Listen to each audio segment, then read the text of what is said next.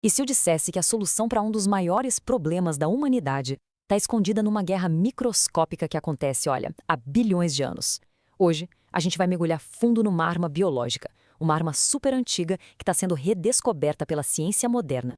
Pensa bem, por décadas, os antibióticos foram nosso escudo de força contra infecções. O problema? O inimigo aprendeu. As bactérias, elas estão evoluindo, sabe? Desenvolvendo resistência numa velocidade que assusta. Aquilo que era uma solução quase mágica, hoje já não é mais tão garantido. Então, fica a pergunta. Se a nossa principal linha de defesa está começando a ruir, qual é o plano B? A resposta talvez não esteja num novo remédio químico, mas sim num predador. Um predador natural que passou eras aperfeiçoando a arte de caçar bactérias. Pois é, vamos conhecer o protagonista da nossa história de hoje, o bacteriófago. Uma entidade tão antiga quanto a própria vida bacteriana e que foi projetada pela natureza com um único e, vamos dizer, letal propósito. E para a gente ter uma ideia da escala disso, pensa assim, para cada bactéria no planeta, a estimativa é que existam pelo menos 10 desses caçadores. Eles são, de longe, a forma de vida, entre aspas, mais abundante na biosfera. É uma presença, assim, universal, de verdade. O nome já entrega tudo, né? Bacteriófago quer dizer, literalmente, comedor de bactérias. Eles são vírus, sim, mas com um paladar bem específico. Cada tipo de fago evoluiu para caçar um tipo de bactéria, ignorando todo o resto. Inclusive, e isso é o mais importante, as nossas células. E a estrutura dele é uma coisa fascinante. Parece até um módulo de pouso lunar e funciona de um jeito bem parecido. A cabeça, que a gente chama de capsídeo, guarda o material genético. A cauda age como se fosse uma seringa, e as fibras da cauda, essas são como as perninhas do módulo, que se agarram no alvo com uma precisão mortal. E olha que interessante. Embora existam milhares de tipos, a grande maioria dos fagos que a gente conhece pertence a poucas famílias principais. Por exemplo, a Cipoviridae, com aquelas caudas longas, ela representa mais da metade de todos eles. E é essa diversidade toda que é uma das chaves para o potencial deles. Tá, mas como é que esse caçador age exatamente? O principal método de ataque dele é um processo super rápido e devastador que a gente conhece como ciclo lítico.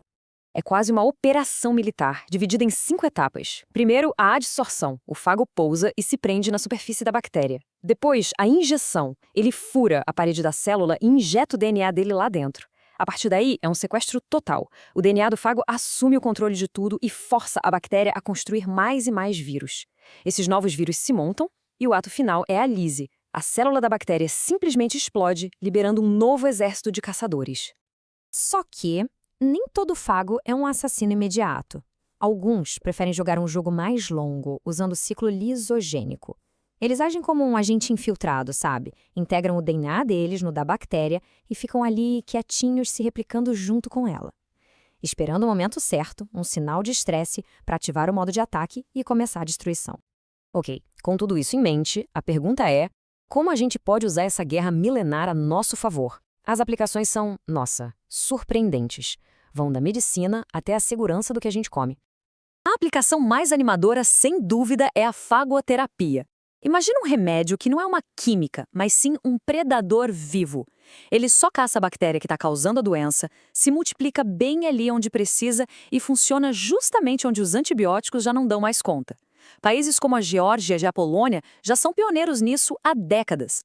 E olha só que curioso, os fagos já estão na nossa cadeia alimentar, só que como protetores. Já existem produtos que usam fagos para borrifar em carnes e outros alimentos, eliminando bactérias perigosas e tornando nossa comida mais segura. É tipo um controle de pragas, só que em nível microscópico. E a versatilidade deles não para por aí de jeito nenhum. Na agricultura, eles protegem plantações. No saneamento, servem como sentinelas, indicando contaminação na água. E podem até ajudar a limpar desastres ambientais, como derramamentos de óleo, gerenciando os micróbios do local. O potencial, então, é claríssimo. A gente está muito perto de conseguir usar uma das forças mais poderosas e precisas da natureza. Mas o caminho para chegar lá exige bastante cautela e muita, muita pesquisa. E a visão da comunidade científica hoje pode ser bem resumida nessa frase de uma pesquisa. Os fagos são ferramentas promissoras, mas novos estudos são necessários para um melhor conhecimento. Isso mostra que, por mais que a promessa seja gigante, a ciência precisa ir com calma, entendendo todos os detalhes antes de uma aplicação em larga escala.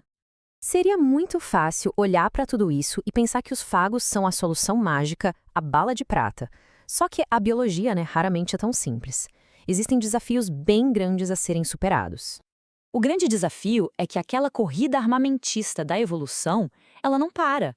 As bactérias podem, e vão, desenvolver resistência aos fagos. O nosso próprio sistema imune pode identificar os fagos como invasores e acabar com eles. Fora que a explosão das bactérias pode liberar toxinas. E ainda existe o risco, pequeno, mas real, dos fagos transferirem genes de resistência entre bactérias. E isso nos leva à questão final, que é bem profunda. Por bilhões de anos, vírus e bactérias travaram uma guerra invisível que moldou a vida no planeta. Agora, pela primeira vez, a humanidade tem a chance de se meter no meio, não como um soldado, mas como um general. O desafio é: será que a gente vai conseguir dominar as regras dessa guerra antiga a tempo de garantir o nosso próprio futuro?